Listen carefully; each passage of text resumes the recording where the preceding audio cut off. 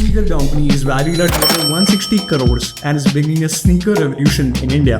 Comet is on its way to disrupt India's 21,000 crore sneaker market and has developed a cult-like following in less than 2 years of inception. A desi brand that can give Puma, Adidas and Nike a run for their money and might become the face of the Indian sneaker movement. And in today's episode, we'll dive not only into the 3 insights that Comet has cracked, but also understand one of the biggest consumer trends that's going on in India, the sneaker wave, deeply. But hello, if you're new to the channel, then you've landed at GrowthX, an invite-only community of over 3,000 members who are product, marketing, business leaders, and also founders from the startup ecosystem. So, to understand what has worked for Comet, let's first talk about the founders Dishant and Utkarsh, who themselves are the target users of the category they want to disrupt. Both of them are ex-consultants and people who have had core startup experience after working in companies like Urban Company and Hotstar. In fact, Utkarsh did his MBA from one of the top schools of the US, Kellogg, when he was exposed to the sneaker wave going on in the West, which he knew would eventually hit India. By the way, if you're someone who gets confused with the jargon of what a sneaker actually is, it is basically a type of shoe that can be worn every day for casual wear and offers a mix of both looks and comfort. Now that we have some context, let's understand the wave that made these two guys bullish on the Indian sneaker ecosystem. But to understand this better, you must go back 40 years in time, all the way to 1984 in the US when this wave actually started.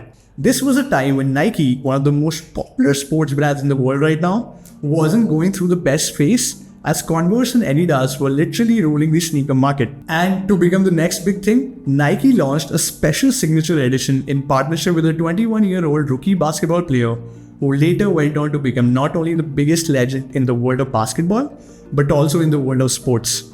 This guy was none other than Michael Jordan. And this series were none other than shoes that changed the world of fashion forever, the Air Jordans. This wave really took off in 2000 and became a core part of street fashion wear in the US. It eventually even led to the rise of the famous drop culture. But what is drop culture? See, drop culture is a very smart way to create buzz and hype around the products by launching a limited edition that is only available for a certain period of time. And many brands do it, but it's pretty common in sneakers now, which has led to the rise of another sub-industry of reselling sneakers. This industry alone has become $11 billion industry worldwide. The idea is simple.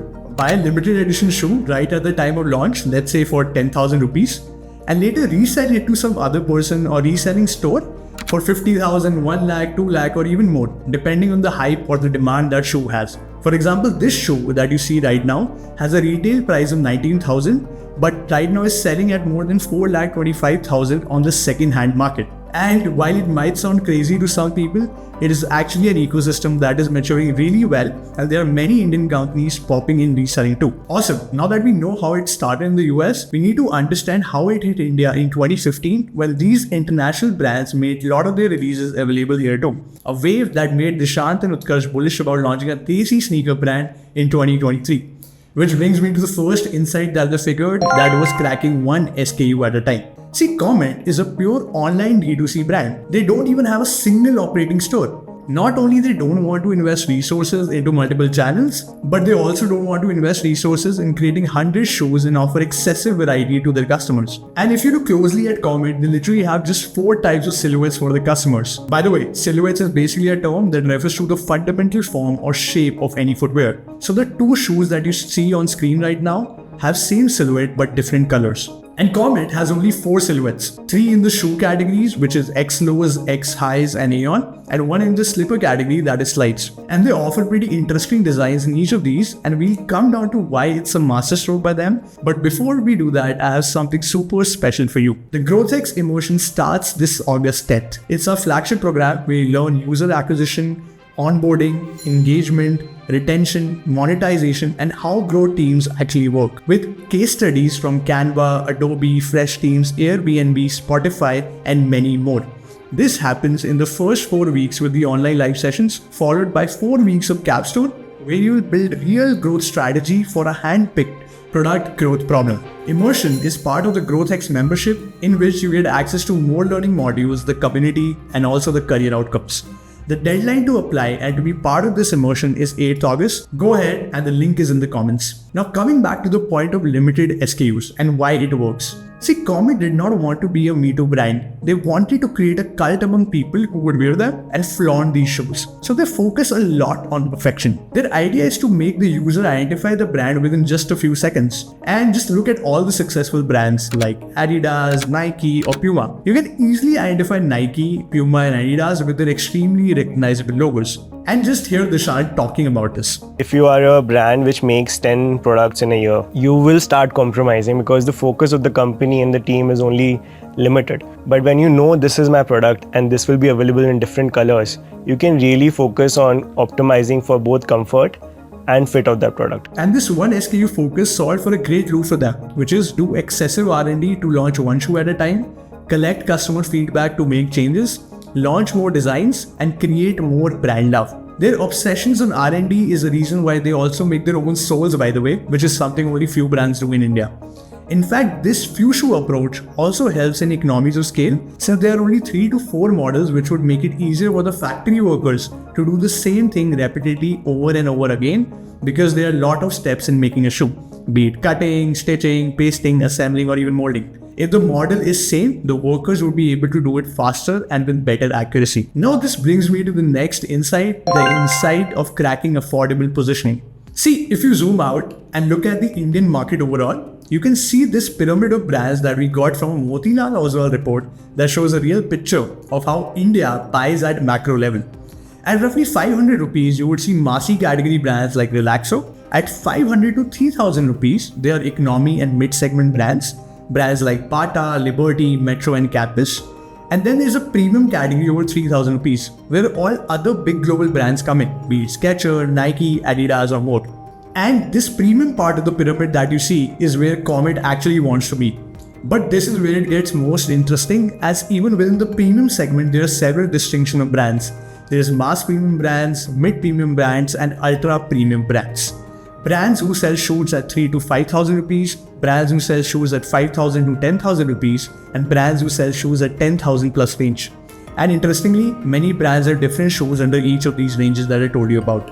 For example, you can get the cheapest Nike sneaker for 4,000 rupees, but the cheapest Air Jordan model would still come at around 8,000 rupees. Comet is competing with these 8,000 to 10,000 rupees premium sneakers, but giving a competitive price tag of 4,300 rupees. They are going after the massy segment of the premium category. They want their users to feel like they're wearing a 10,000 rupee shoe in terms of quality and comfort, but it goes relatively well on the pocket. And here's what they think about their pricing strategy.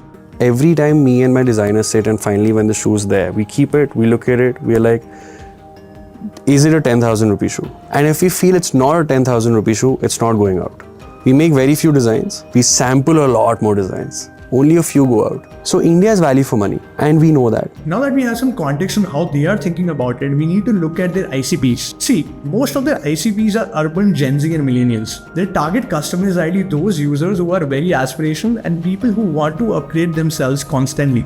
These users want to have more than a few pair of shoes and care about how cool or premium their shoes and clothes look. The reason why many users are constantly spending more of disposable incomes on fashion. By the way, if you zoom in at an Indian level, India is still spending super less compared to China and US. Our per capita footwear expense is 1/7 of China, 1/16 of US at just $18, which is roughly 1,500 rupees. And this also goes for the per capita footwear ownership. And you can look at the graphs. Now that we have context on the user and the product, let's understand the context on the engagement of these users, which is how Comet makes sure that the cult is nurtured. Which brings me to third insight, their cult communities. See, communities are hard to build. We at GrowthX know this very well, especially if you're a startup. And if you search Comet, you would see many reviews on YouTube among sneakerheads. They have literally created a buzz among their target audience really well, that too organically. The reason is the cult they have. Because the customers of the cult are not only proud of the products they use, but also convince other new set of customers to buy this product. Comet's customers have actually become their biggest influencers. They are doing this by using something that has worked really well for the biggest brands in the world like Apple, Nike and Adidas, the special ingredient of storytelling. And I'll tell you how. See, we've already discussed the concept of drops earlier in the video that most sneaker brands do. Comet has worked a lot on making sure that the monthly drops that they are doing are something that are clutter breaking. At the core, they make sure that the designs they launch have a second layer meaning to them. As you can see here, the first drop was Mango, a blend of yellow and green colors which was very fresh for the users. The next one was Jugnu, which had a very interesting name and got a shiny angle to the world of sneakers. Other ones were also interesting like Scribble and Ludo, which reminds of the board games and scribbling of childhood, and many more they did after that. So whoever buys any of these shoes gets excited by the meaning and thought put into making a design. It's not just a cool design but has a second layer of a thoughtful piece of art. And this obsession with storytelling in design is across everything they do. So be it social media, websites or ads, you would see the design obsession in the brand throughout. In fact, on their Instagram, they have a massive following of 100k. And if you scroll and see any product photo shoot or any post, you would see that they have made sure to come across as a premium brand that the customers would like to associate with. And even if you look at the packaging, their box comes with some of the most cool, funky stickers and some add-ons. This little stuffs make sure that the customer feels special and more aspirational to be part of the cult they are trying to create. So these were the 3 insights that made Comet a successful startup story, and it would be very interesting to see how they disrupt India's 21,000 crore sneaker market. By the way, if you like this episode, you would definitely love the last compilation episode we did on top food brands in the country, so feel free to check that out. I will see you in the next one. Ciao.